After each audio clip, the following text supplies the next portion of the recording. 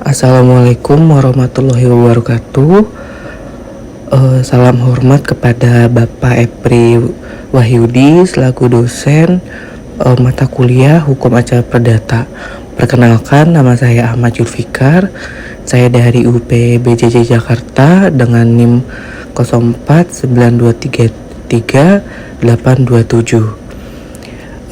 tugas pada materi ini pada diskusi sesi 6 ini saya akan mempresentasikan jawaban dari analisis saya pada akibat hukum eksepsi tersebut diterima maupun jika eksepsi tersebut ditolak, yang dimana analisis eksepsi absolut dalam perkara perdata.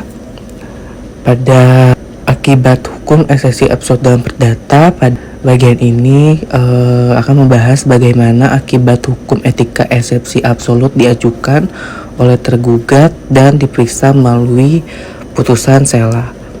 Dari pengertian eksepsi absolut tersebut, itu ada 3 poin, yang dimana yang pertama, eksepsi absolut itu yaitu keberatan tergugat yang menyangkut kewenangan absolut pengadilan. Yang kedua, menyangkut kompetensi peradilan, yang apakah perkara harus diperiksa di peradilan umum, PT UN, peradilan agama, atau yang lainnya. Yang ketiga, dari pengertian eksepsi absolut tersebut yaitu tidak terkait langsung dengan pokok perkara. Seperti itu. Jadi pengertian eksepsi absolut itu, eksepsi absolut berbeda dari eksepsi lainnya karena berkaitan dengan hukum publik. Artinya hakim wajib memperhatikan meskipun tanpa dimohonkan. Seperti itu. Dari slide ke ini, putusan sela atas eksepsi absolut, yang dimana hakim boleh mengeluarkan putusan sela untuk memutus eksepsi terlebih dahulu. Tujuannya adalah memastikan apakah pengadilan berwenang mengadili pokok perkara sebelum masuk ke pokok sengketa. Jadi putusan sela ini menentukan apakah proses perkara dilanjutkan atau dihentikan, seperti itu.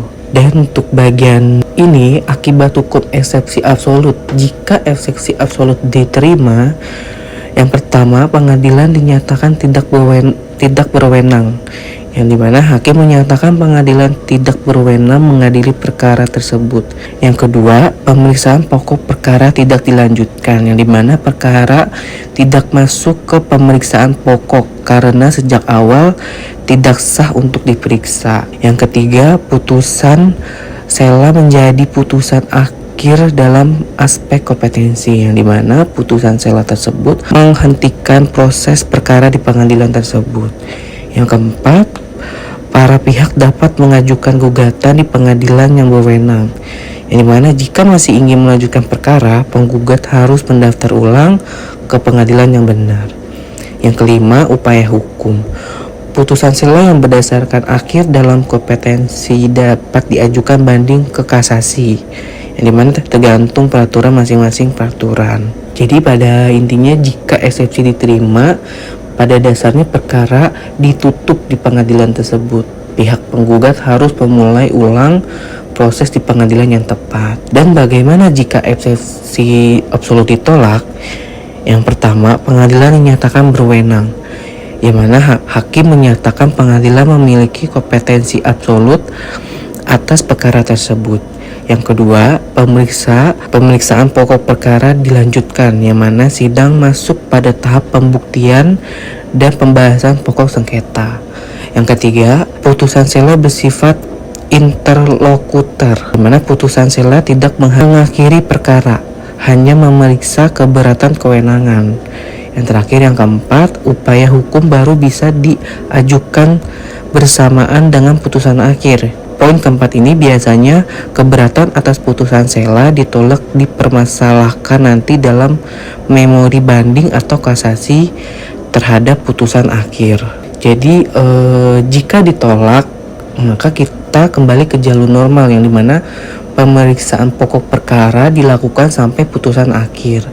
Slide perbandingan dampak, yang dimana ada beberapa poin secara ringkas, yaitu yang dimana aspek itu kewenangan pengadilan, yang dimana eksepsi yang diterima hakim tidak berwenang, jika eksepsi ditolak hakim itu berwenang, seperti itu. Ada slide kesimpulannya ialah pada